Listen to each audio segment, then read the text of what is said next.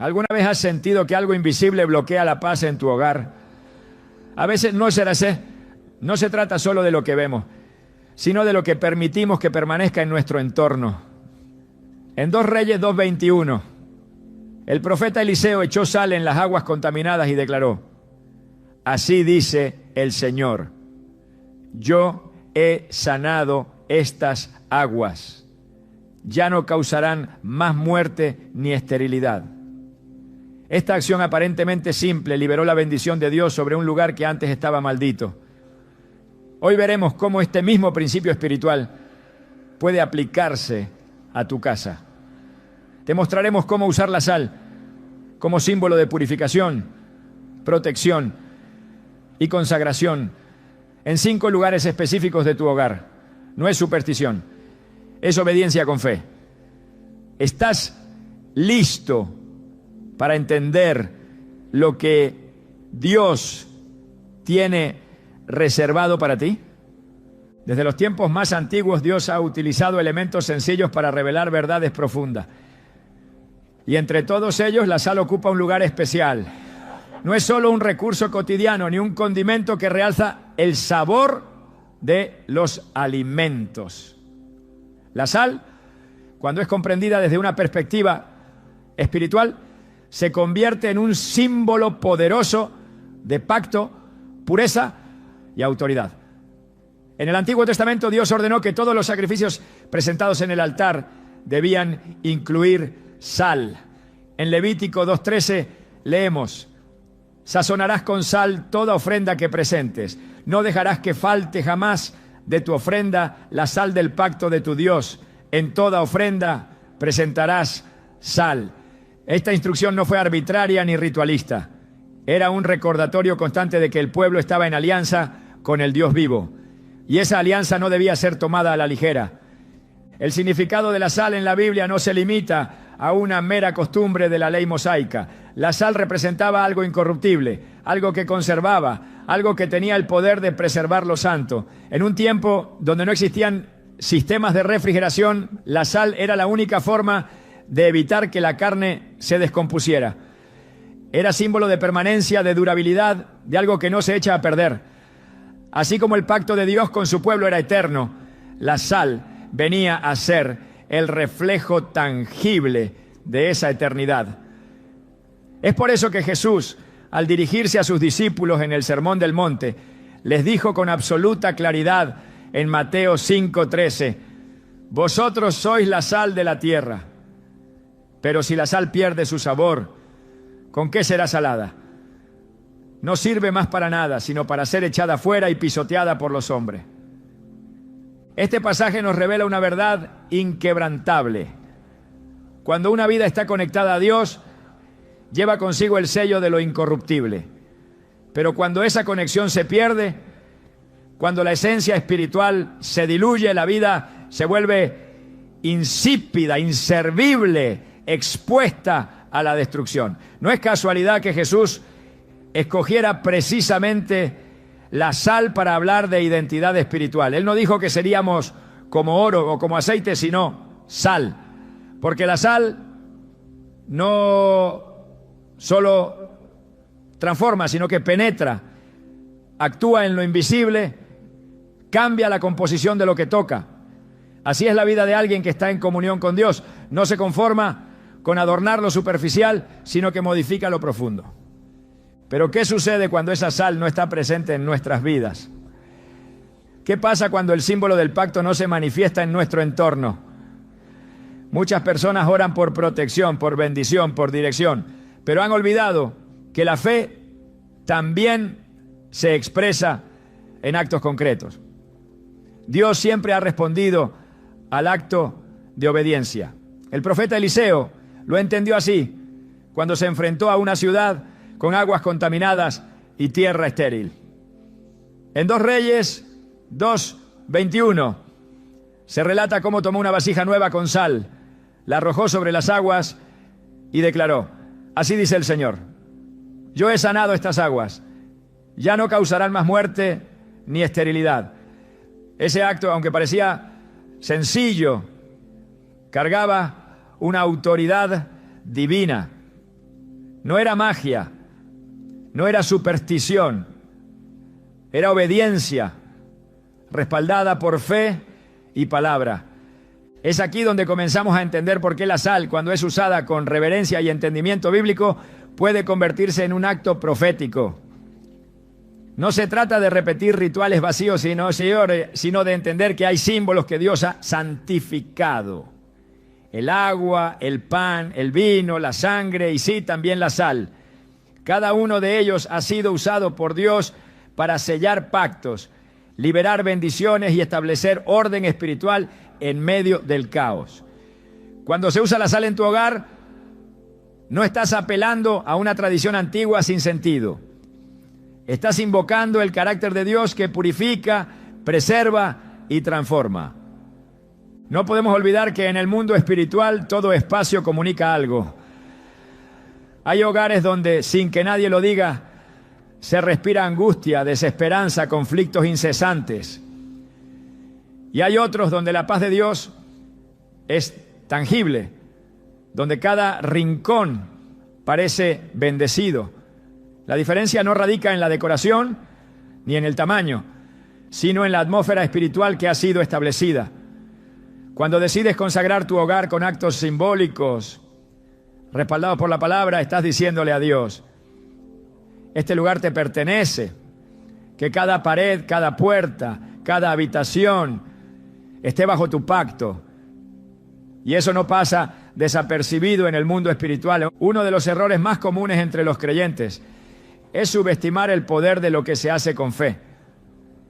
Muchas veces se pide ayuda a Dios mientras se mantienen abiertas puertas al enemigo.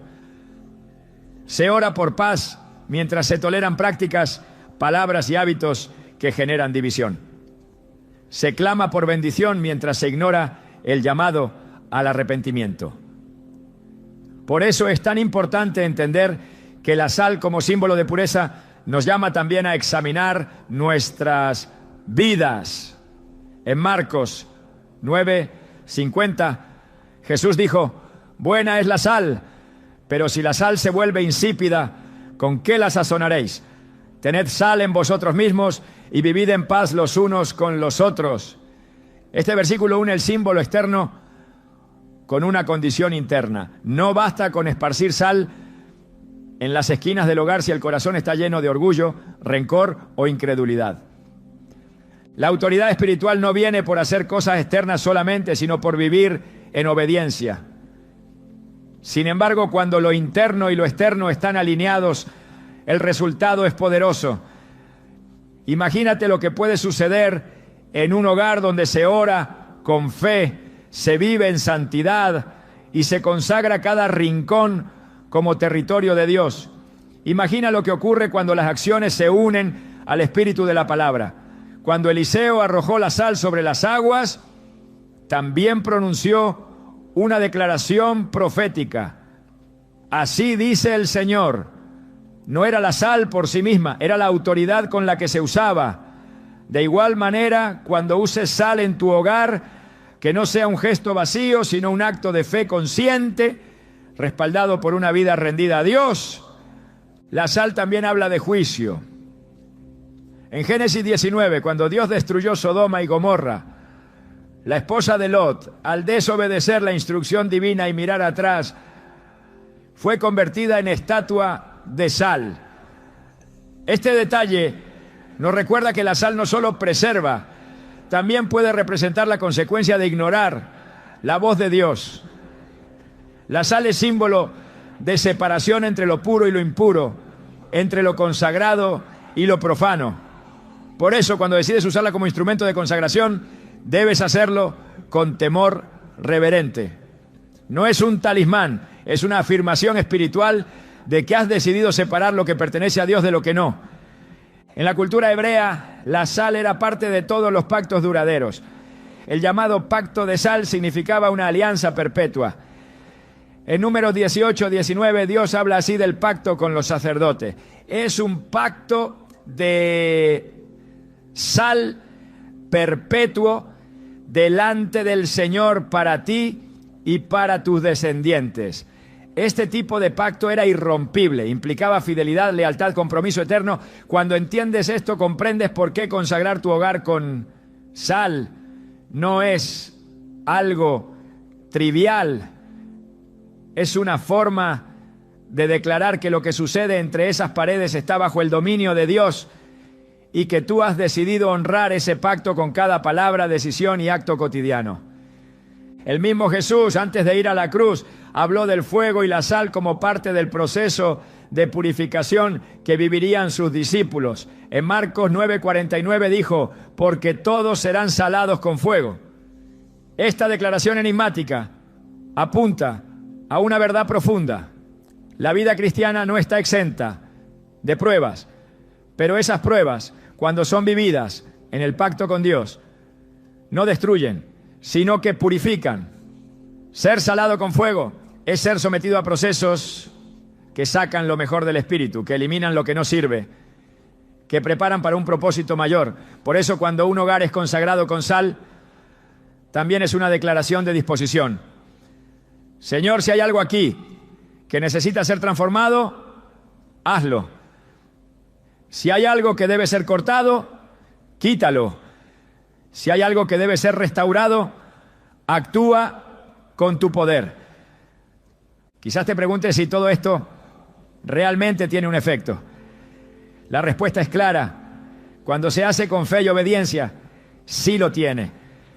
Porque no es la sal la que cambia las cosas, es Dios respondiendo a un corazón que actúa conforme a su palabra. Así como la sangre del cordero en los dinteles protegió a las familias hebreas en Egipto, así también los símbolos consagrados con fe hoy pueden ser señales visibles de una entrega espiritual total. No para manipular a Dios, sino para mostrar que se reconoce su señorío sobre el hogar. A lo largo de los años he escuchado testimonios de personas que, tras orar y consagrar sus casas con sal, vieron transformaciones profundas, conflictos familiares que cesaron, enfermedades espirituales que se disiparon, pesadillas que desaparecieron, inseguridades que fueron reemplazadas por paz. No porque hicieran un ritual, sino porque lo hicieron como expresión sincera de fe. Uno de los testimonios más impactantes que recuerdo es el de una mujer que después de años de angustia emocional y opresión nocturna, decidió orar habitación por habitación, colocando una pizca de sal en cada rincón, mientras declaraba pasajes bíblicos en voz alta. Esa noche fue la primera en años que durmió en paz. Lo que hizo no fue superstición, fue una declaración espiritual. Este lugar le pertenece a Dios. Y es que cuando tomas autoridad espiritual sobre tu entorno, comienzas a caminar como hijo del reino. Ya no vives como víctima de las circunstancias, sino como heredero de promesa. La sal entonces ya se convierte en una herramienta de afirmación, una señal de identidad. Es el recordatorio de que tú y tu casa están bajo la cobertura de un pacto eterno, sellado no con sangre de corderos terrenales, sino con la sangre del Cordero eterno, Jesucristo. Por eso, antes de pasar a los lugares específicos del hogar, donde esta práctica puede ser aplicada con sentido espiritual profundo, es indispensable que comprendas este fundamento. No pongas sal solo porque alguien te lo dijo. No actúes movido por la curiosidad o por el miedo. Hazlo con revelación. Hazlo con fe. Hazlo con la certeza de que estás honrando un símbolo que Dios ha usado por generaciones para establecer su pacto con su pueblo. Porque si hay algo que Dios honra, es la obediencia respaldada por un corazón sincero. Y ahora que has entendido lo que realmente representa la sal, estás listo para usarla como herramienta espiritual con sentido, autoridad y propósito. No como un gesto vacío, sino como un acto profético que abre las puertas del cielo sobre tu hogar. En cada estructura física hay un acceso y en cada estructura espiritual hay un punto de entrada. La puerta principal de una casa no solo permite el tránsito físico de quienes entran y salen, sino que representa simbólicamente la apertura o cierre a realidades invisibles. Es por eso que desde los tiempos antiguos el umbral ha sido un lugar sagrado, un límite entre lo que está dentro del pacto y lo que queda fuera de él. Las Escrituras no tratan este punto como un detalle menor. Dios ha sido claro en establecer que el lugar donde se accede debe ser protegido, consagrado y señalado como territorio bajo su autoridad. En Éxodo 12 encontramos una de las escenas más poderosas en la historia del pueblo de Dios. Cuando la 10ª plaga iba a caer sobre Egipto, Dios dio instrucciones muy precisas a los israelitas. Debían sacrificar un cordero sin defecto, tomar su sangre y untarla en los postes y el dintel de sus puertas. En el versículo 23 se lee: porque el Señor pasará hiriendo a los egipcios, y cuando vea la sangre en el dintel y en los 2 postes, pasará de largo aquella puerta y no dejará entrar al heridor en vuestras casas para herir. La sangre aplicada en la entrada no fue simplemente una señal externa, fue una marca espiritual que diferenciaba a los hogares bajo el pacto de aquellos que no lo estaban. Lo que sucedía al otro lado de esa puerta no dependía del azar, sino de la obediencia. El umbral se convirtió en un testimonio visible de consagración. Dios no necesitaba la sangre para identificar quiénes eran su pueblo, pero exigía una señal de fe activa. Esa sangre visible desde afuera hablaba de confianza, de obediencia, de pertenencia. De la misma manera, consagrar hoy la puerta de un hogar con sal, cuando se hace con el entendimiento de lo que representa, es una forma de afirmar: este lugar está bajo el gobierno de Dios y todo lo que intente cruzar sin su permiso será rechazado. En la vida espiritual no hay espacios neutros, o una puerta está abierta a la bendición o se convierte en entrada del enemigo. Por eso Jesús dijo en Juan 10:9: yo soy la puerta, el que por mí entrare será salvo, y entrará y saldrá y hallará pastos. El Salvador mismo se definió como una puerta, no como una pared infranqueable ni como un muro defensivo, sino como una entrada específica por donde se accede a la vida eterna. Esto revela que las puertas tienen un valor espiritual profundo. Son el lugar de paso entre una condición y otra. En muchas culturas del mundo antiguo, las puertas eran también el sitio donde se establecían pactos, se discutían juicios y se sentaban los ancianos. Era un lugar de decisiones y de autoridad. No es casual que en Deuteronomio 6:9, al hablar de las palabras del mandamiento, se instruyera al pueblo: y las escribirás en los postes de tu casa y en tus puertas. Porque la puerta no solo debía ser un punto de entrada, sino un recordatorio constante del pacto, de la palabra y del Dios que guardaba a su pueblo. La puerta de tu casa no es solo una estructura de madera o metal, es un umbral que espiritualmente define si hay cobertura o exposición. Por eso, al colocar sal en este lugar, el acto no debe ser mecánico ni supersticioso, sino profundamente consciente. La sal en la puerta representa una declaración espiritual, que lo impuro no puede entrar, que lo profano no tiene lugar, que solo lo que ha sido santificado por Dios tiene acceso a tu hogar. En 2 Crónicas 23:19 se registra que cuando Joás fue establecido como rey y la casa del Señor fue restaurada, se colocaron porteros a las puertas de la casa del Señor para que por ninguna vía entrase nadie inmundo. La puerta era resguardada como símbolo de reverencia, No todos podían cruzarla, solo quienes estaban en condición de santidad. En la dimensión espiritual el enemigo siempre busca entradas. No puede penetrar donde no hay permiso. Por eso, muchas veces su estrategia no es forzar, sino engañar. Intenta hacerse paso con argumentos sutiles, con legalidades que el mismo ser humano le ha abierto.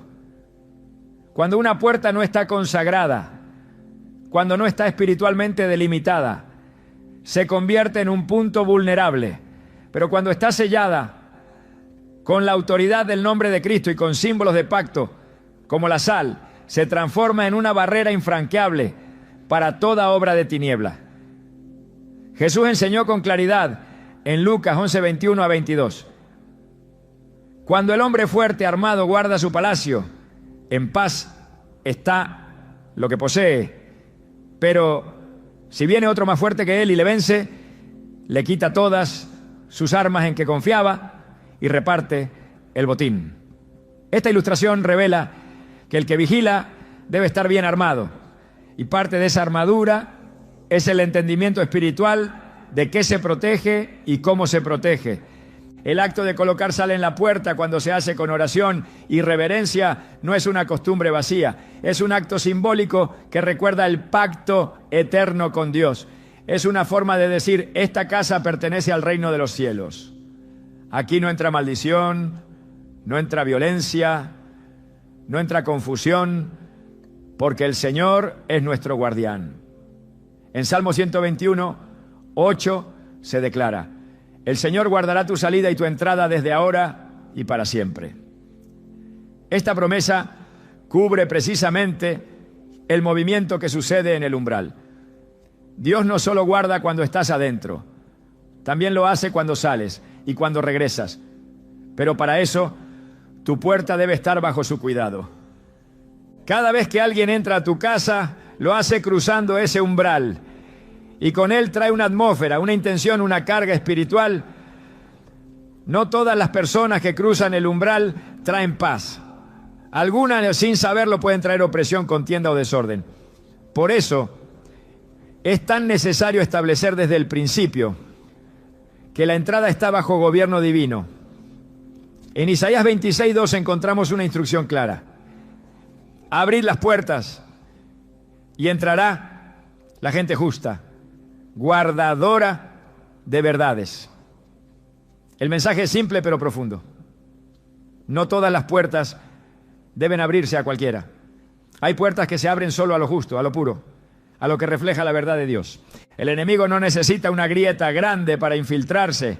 Basta una omisión espiritual, una negligencia en la consagración. Por eso, todo lo que simbolice entrada debe ser resguardado. En el libro de Nehemías, cuando se reconstruyeron los muros de Jerusalén, se dio atención detallada a cada puerta. La puerta del pescado, la puerta del valle, la puerta vieja. Cada una fue restaurada, consagrada y vigilada. En Nehemías 7:3 se ordenó: no se abran las puertas de Jerusalén hasta que caliente el sol, y mientras estén en sus puestos, los que las cierran se echen cerrojos, se pongan guardias de los moradores de Jerusalén, cada uno en su guardia, y cada uno delante de su casa. Esta medida no era paranoia, era discernimiento.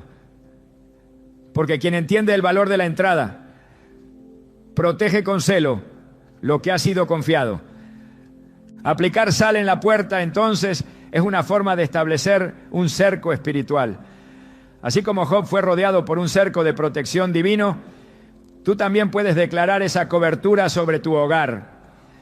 En Job 1:10, Satanás mismo admite que no puede tocar a Job porque hay un cerco a su alrededor. ¿Qué protege ese cerco?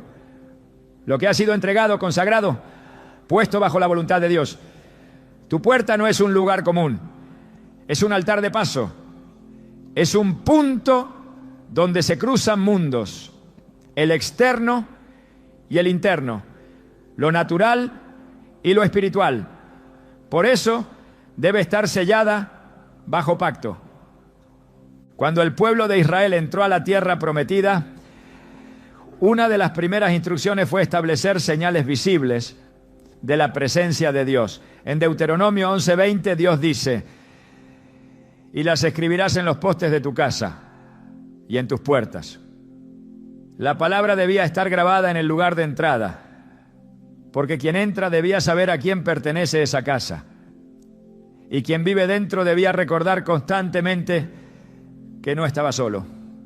La puerta, entonces, es más que una protección física, es un altar de testimonio. Por ella entran personas, pero también entran atmósferas. Por eso debe hablar con claridad. Aquí gobierna el Señor. La sal, al ser aplicada con oración y entendimiento, se convierte en símbolo de separación, de consagración, de pacto eterno. En Levítico 2:13 el mandato es firme: toda ofrenda deberá estar sazonada con sal. Así como cada ofrenda llevaba sal, también cada entrada a un hogar consagrado puede portar esa misma señal. No para cumplir un ritual, sino para recordar constantemente que lo que ha sido apartado para Dios debe mantenerse puro, vigilado, resguardado con celo santo. Y cuando esa sal se coloca en el umbral, no es un acto decorativo, es una afirmación espiritual. Declara que todo lo que cruce esa puerta será filtrado por el Espíritu de Dios, que la paz será el árbitro de cada visita, que la presencia del Señor será quien determine qué entra y qué no. Porque si Cristo es la puerta, entonces todo lo que traspase tu puerta debe estar alineado con Él. Así se establece orden, se activa la protección, se reafirma el pacto. Quien tiene entendimiento espiritual no deja sus puertas sin consagrar. No se trata de miedo ni superstición, se trata de autoridad, de reconocer que el hogar es un territorio sagrado y que cada acceso debe estar bajo la cobertura de Dios. Así como los levitas vigilaban las entradas del templo, así también el creyente debe vigilar la entrada de su casa. Y una forma simbólica y poderosa de hacerlo es colocando sal con fe, con oración, con palabra, como señal visible del reino al que pertenece ese hogar. En toda estructura física hay un diseño que delimita el comienzo y el fin de cada espacio. Las esquinas, aunque muchas veces pasadas por alto, son puntos de intersección que marcan la unión de paredes, direcciones y fuerzas. Espiritualmente, no son simplemente rincones vacíos, sino lugares simbólicos donde el orden o el desorden pueden encontrar refugio. A lo largo de las Escrituras, Dios ha demostrado que incluso los lugares ocultos o periféricos tienen un valor esencial cuando se trata de establecer su presencia, su justicia y su protección. No hay detalle insignificante en un territorio que ha sido consagrado. El libro del profeta Ezequiel ofrece una visión clara sobre el papel que tienen las esquinas en el contexto espiritual. Al describir la visión del templo restaurado en Ezequiel 46, 21 a 22, se mencionan las cámaras construidas en las esquinas del atrio, destinadas para cocer los sacrificios del pueblo. Estas cámaras, aunque no eran el centro del templo, cumplían una función sagrada. Estaban al margen del área principal, pero formaban parte de la estructura ordenada por Dios. Esto revela que aún los espacios periféricos tienen un propósito divino cuando se los somete a la voluntad del Altísimo. El hecho de que se colocaran funciones santas en esas esquinas demuestra que nada debe quedar sin cubrir por la presencia de Dios. Las esquinas de una casa, aunque físicamente discretas, representan lugares donde muchas veces se acumula lo que no se ve. En lo natural son espacios donde el polvo se oculta, donde se deposita lo que no se quiere a la vista. En lo espiritual ocurre algo similar. Los rincones pueden convertirse en zonas donde se acumulan residuos de conflicto, recuerdos dolorosos, palabras no sanadas, atmósferas retenidas por el silencio o el olvido. Cuando se permite que estos rincones permanezcan sin la luz de la palabra, pueden convertirse en puntos de acceso o refugio para influencias que no provienen de Dios.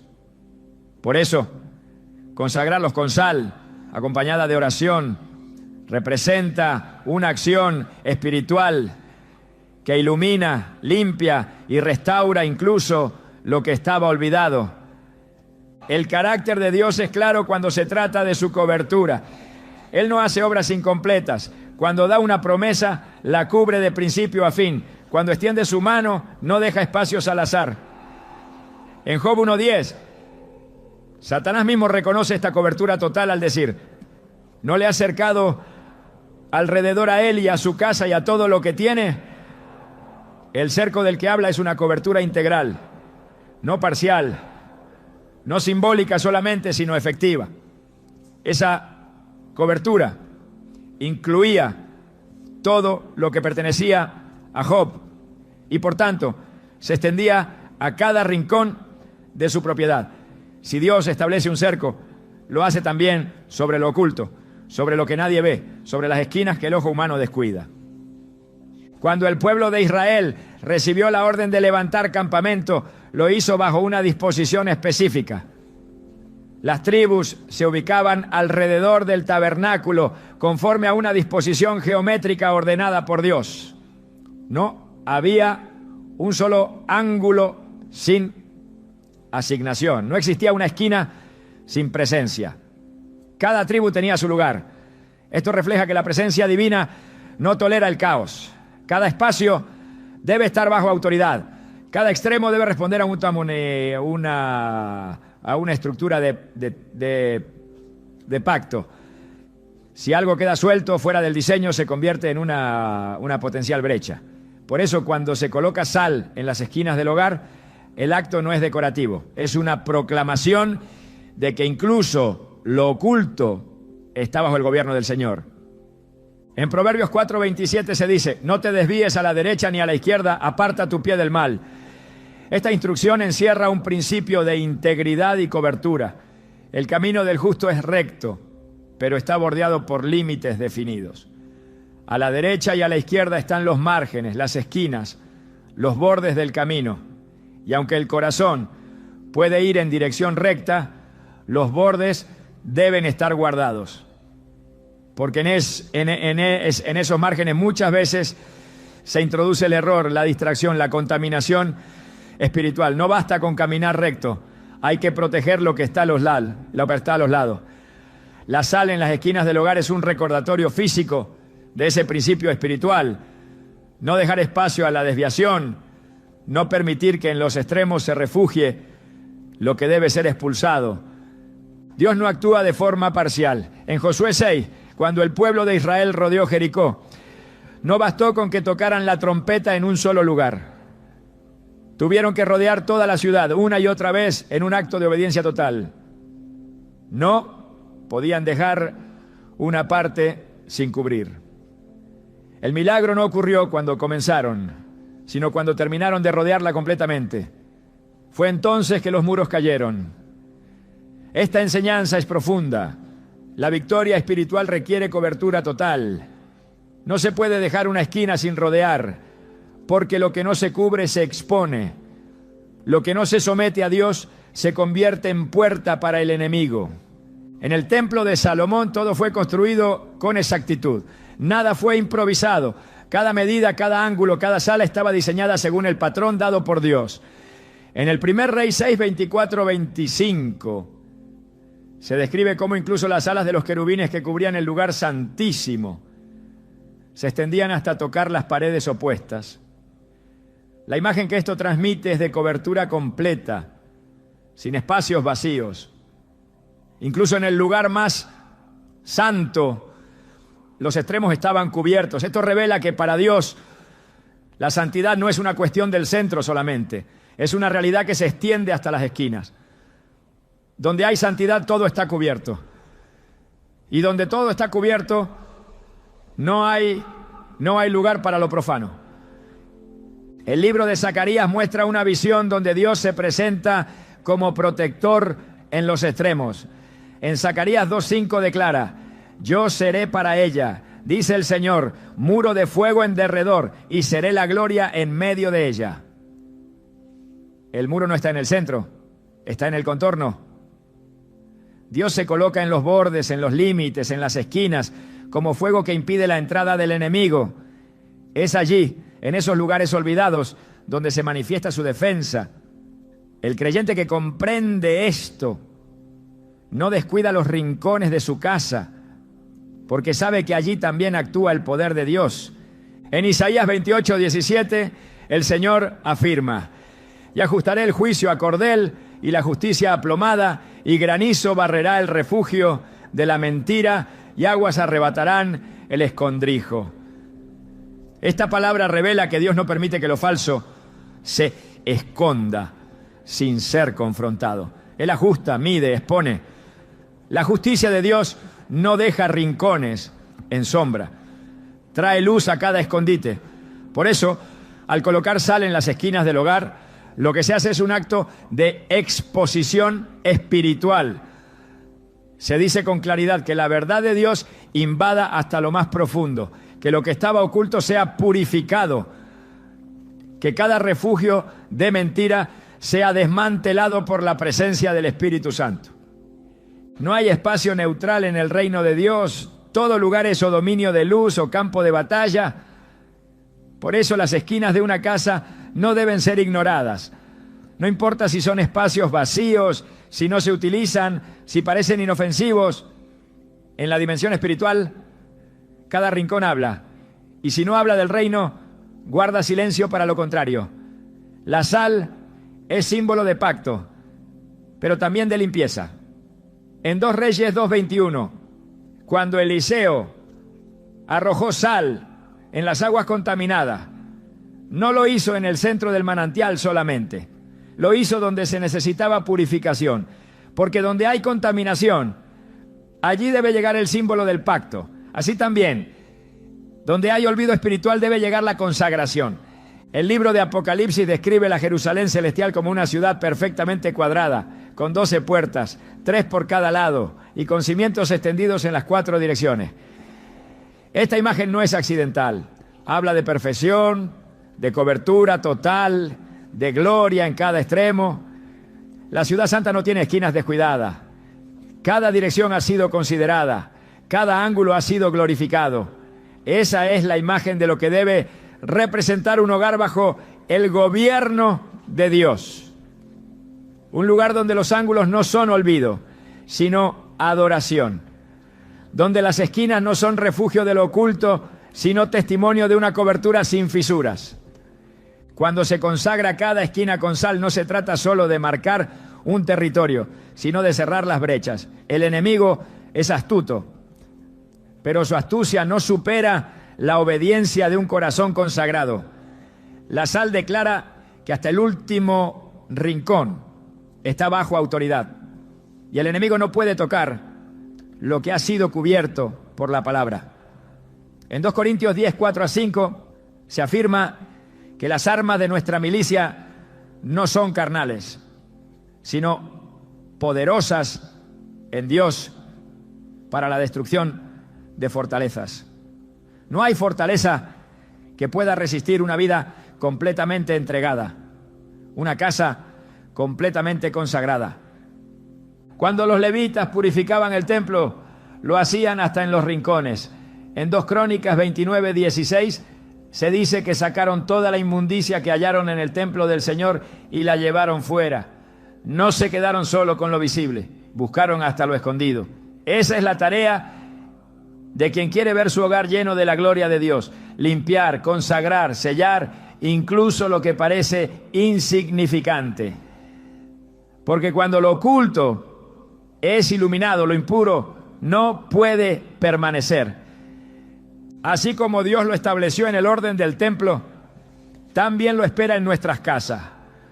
Un lugar donde cada extremo sea suyo, donde cada esquina hable de su presencia, donde la sal no sea solo un mineral, sino un recordatorio del pacto eterno que no se olvida ni se quiebra. Un pacto que cubre todo, un pacto que no deja brechas. En cada hogar hay un lugar que concentra la vida diaria de la familia. un espacio donde se preparan los alimentos, donde se produce lo necesario para sostener el cuerpo y donde muchas veces, sin notarlo, se refleja también la salud espiritual del hogar. La cocina no es simplemente un espacio funcional, es el corazón de la provisión familiar. Es allí donde se materializa la bendición de Dios sobre el sustento, donde se transforma lo natural en fuerza vital y donde se manifiesta de manera tangible la fidelidad del Padre que provee. Cuando se comprende la profundidad espiritual de este lugar, se entiende por qué debe ser consagrado y por qué la sal, símbolo bíblico de pureza y pacto, tiene un papel fundamental allí. Desde las primeras páginas de la Escritura, Dios se revela como proveedor. En el jardín del Edén, Él mismo plantó árboles y preparó el alimento para Adán y Eva.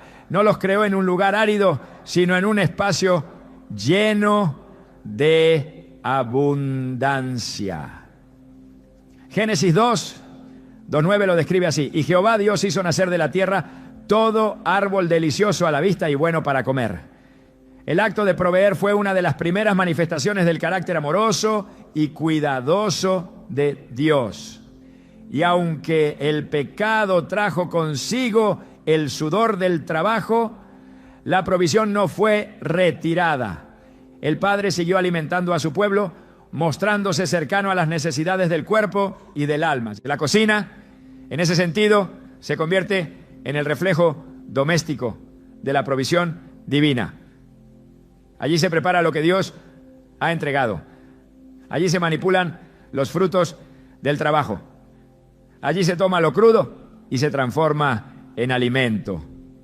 Y ese acto cotidiano, cuando se lo vive con conciencia espiritual, se convierte en adoración. Por eso no puede quedar fuera del ámbito de la consagración. Así como se ora por protección en la puerta o por descanso en las habitaciones, también debe consagrarse el lugar donde se activa el sustento. Porque el enemigo no solo ataca el espíritu, también ataca la provisión. Lo hizo en el desierto, cuando tentó a Jesús diciéndole que convirtiera las piedras en pan. Lo hace cada vez que introduce escasez, ansiedad, desorden o ingratitud en la mesa de una familia. En el libro de Primero Reyes 17 se narra la historia de una mujer que en medio de la escasez más severa fue visitada por el profeta Elías. Ella tenía solo un puñado de harina y un poco de aceite, lo suficiente para preparar una última comida. Pero en medio de esa crisis, Dios usó ese acto de cocinar como canal de un milagro.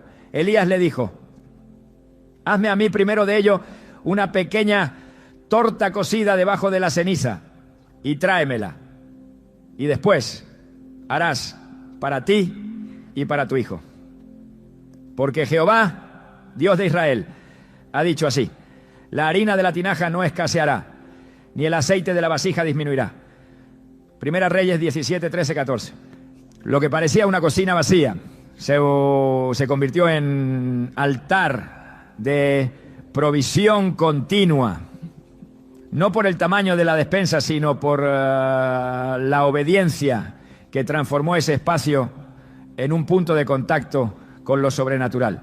Esta verdad se repite a lo largo de la Biblia. El milagro de la multiplicación de los panes y los peces, registrado en todos los evangelios, es quizás una de las escenas más contundentes de cómo Dios bendice lo poco y lo convierte en abundancia. Jesús no creó comida de la nada. Tomó lo que había en manos humanas, lo presentó al Padre, lo bendijo y lo entregó. Lo hizo con gratitud. Y la bendición no solo alimentó a miles, ¿no?, sino que sobró 12 canastas llenas después de que todos comieron hasta saciarse. El lugar de ese milagro fue el espacio donde se distribuyó el alimento. Ese espacio representa en cada hogar la cocina. Y así como Jesús tomó lo pequeño y lo multiplicó, el creyente que consagra su cocina puede ver cómo Dios transforma lo limitado en suficiente y lo suficiente en abundancia. Colocar sal en la cocina es entonces mucho más que una tradición. Es una declaración espiritual. Es reconocer que allí opera el principio de provisión.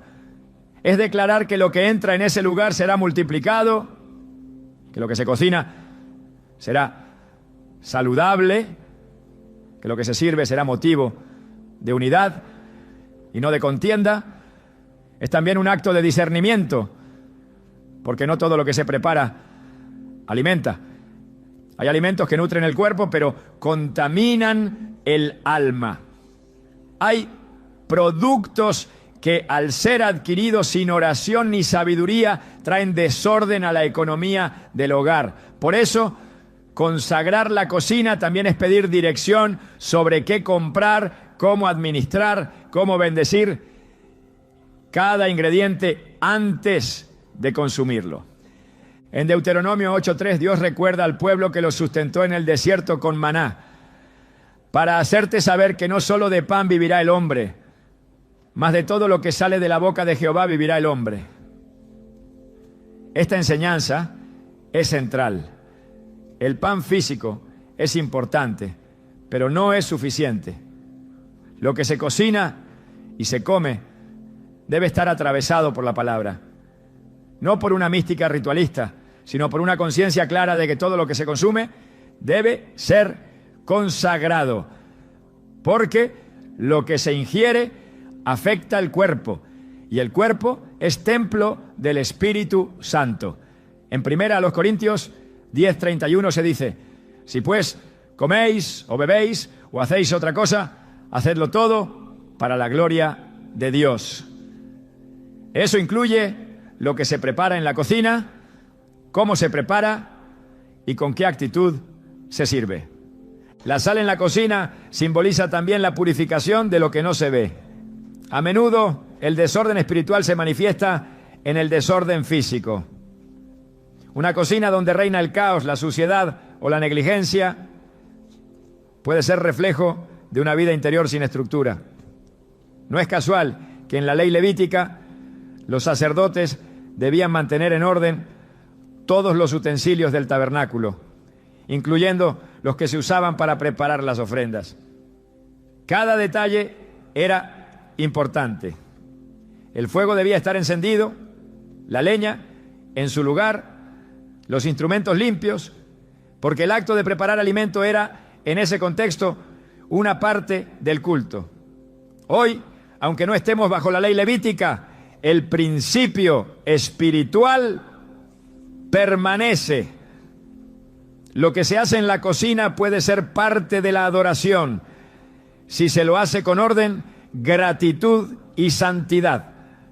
En 2 Corintios 9:10 se declara: y el que da semilla al que siembra y pan al que come, proveerá y multiplicará vuestra sementera y aumentará los frutos de vuestra justicia. Esta palabra une la provisión material con el fruto espiritual. Dios da semilla y pan, y lo que se siembra también se cosecha. Por eso, lo que se cocina debe reflejar el fruto del Espíritu: amor, gozo, paz, paciencia. No es solo una acción práctica, es una oportunidad para sembrar atmósfera. Un hogar donde la cocina está consagrada se convierte en un espacio donde se produce más que alimento, se produce paz, se produce gratitud, se produce unidad.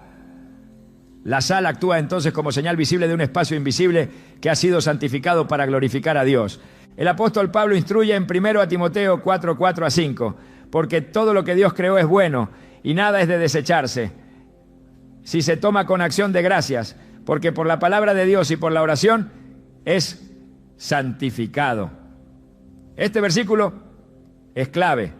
Los alimentos, aunque sean lícitos, necesitan ser santificados. No basta con que algo sea comestible. Debe ser recibido con gratitud y consagrado con oración. Por eso, bendecir los alimentos no es una costumbre vacía, es un acto espiritual. Y colocar sal en el lugar donde se manipulan esos alimentos es una forma de afirmar que todo lo que pasa por allí ha sido declarado limpio, útil.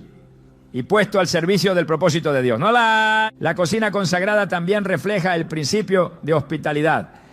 En Hebreos 13:12 exhorta: no os olvidéis de la hospitalidad, porque por ella algunos, sin saberlo, hospedaron ángeles. La cocina es el lugar donde se prepara lo que se ofrecerá al visitante, donde se expresa el servicio, la generosidad, el compartir. Un corazón hospitalario se manifiesta en una cocina abierta, en una mesa dispuesta, en una actitud de entrega. La sal, al ser símbolo de pacto, también recuerda que servir a otros es servir a Dios, que lo que se prepara en lo secreto puede tener un impacto eterno, porque en cada plato puede haber una siembra de amor que Dios multiplicará a su tiempo. No es exagerado afirmar que la cocina es un altar doméstico. Allí cada acción puede ser una ofrenda, cada alimento puede ser un símbolo de gratitud, cada preparación puede ser una oración silenciosa.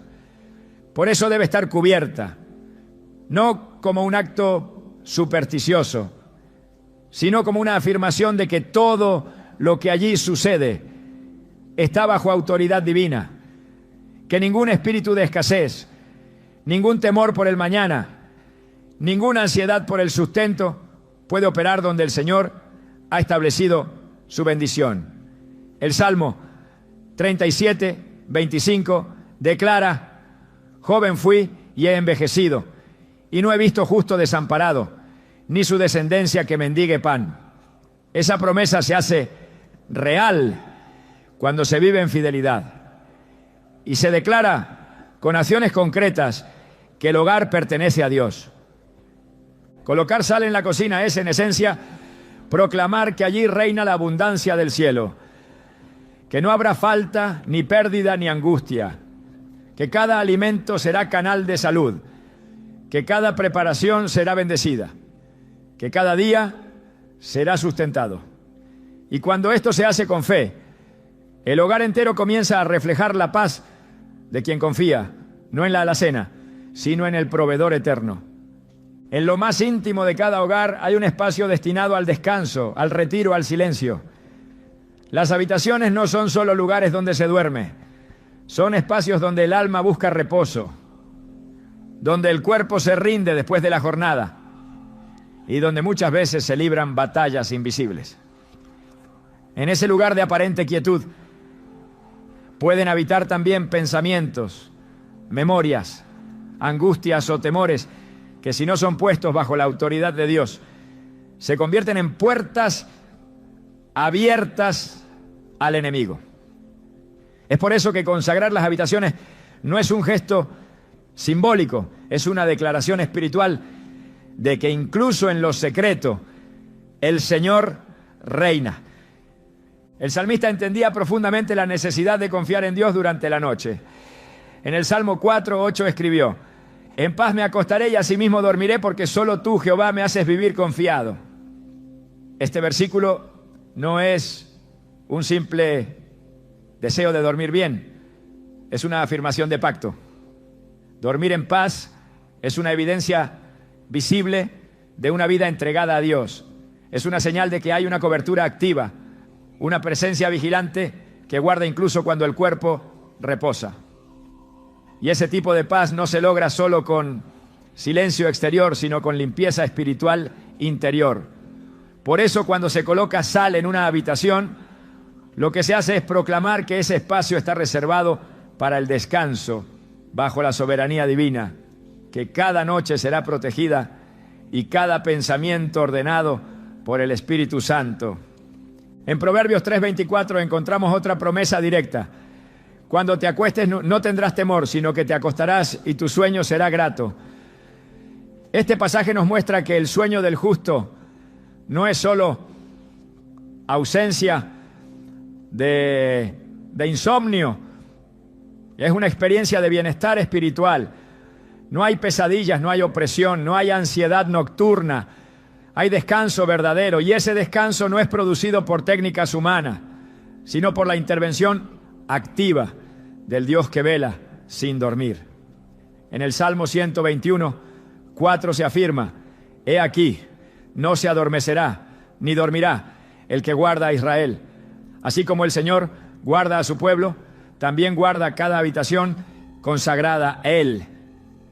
La sal, como símbolo de pacto y pureza, tiene un rol importante en este contexto. Al ser colocada en las esquinas o entradas de una habitación, representa un cerco espiritual que separa lo santo de lo profano.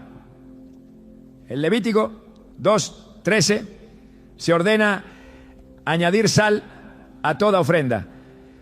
Y aunque esta instrucción estaba dirigida a los sacrificios del templo, el principio espiritual permanece vigente. Todo lo que se entrega a Dios debe estar sellado con pureza. Una habitación donde se descansa, se ora, se lee la palabra, se medita en las promesas de Dios, es un espacio que debe estar espiritualmente limpio.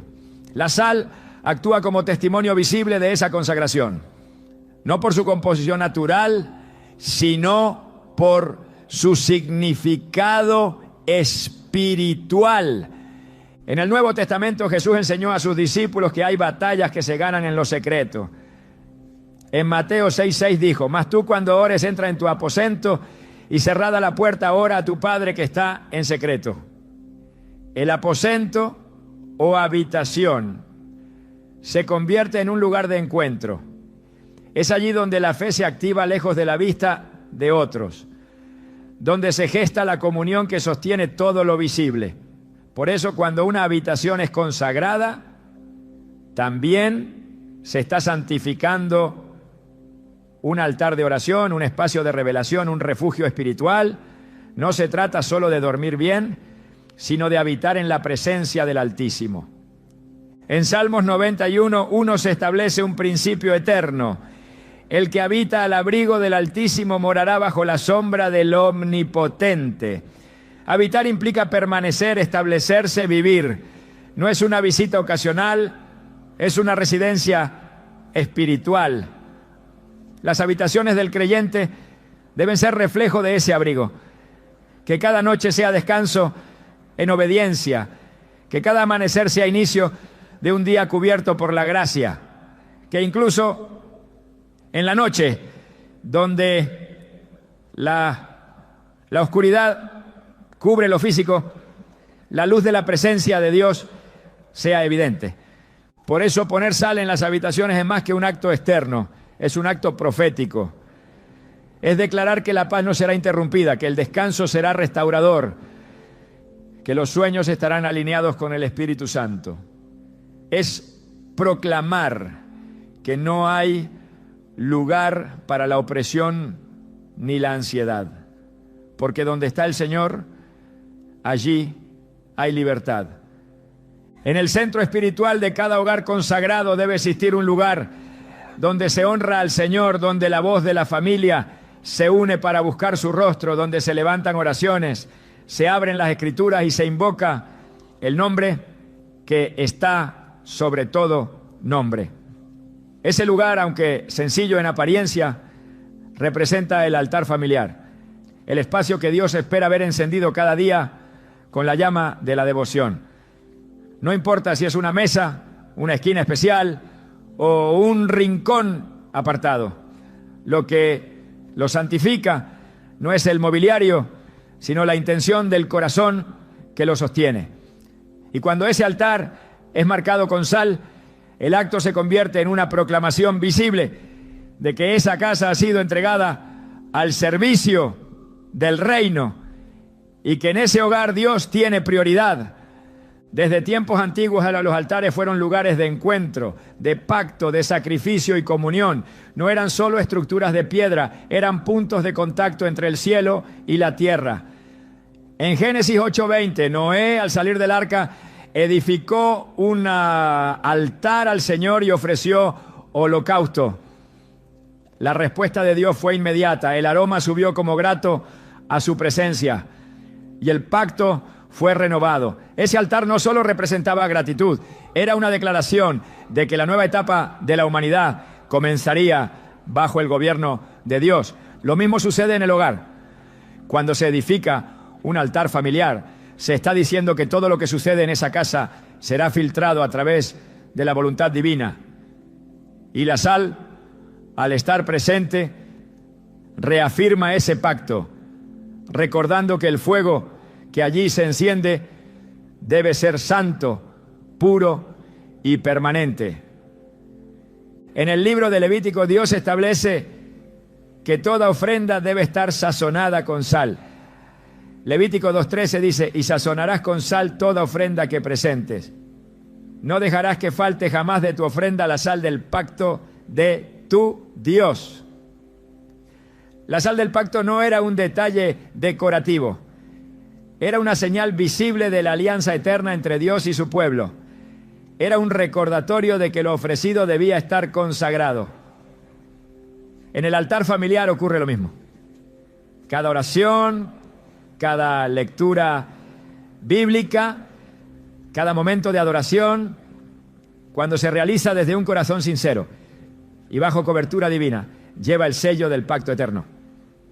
Por eso colocar sal en ese lugar no es una práctica vacía, es una señal de obediencia consciente.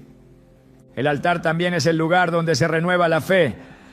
En 1 Reyes 18, cuando el profeta Elías confrontó a los profetas de Baal, la Escritura dice que antes de clamar a Dios, restauró el altar de Jehová, que estaba arruinado.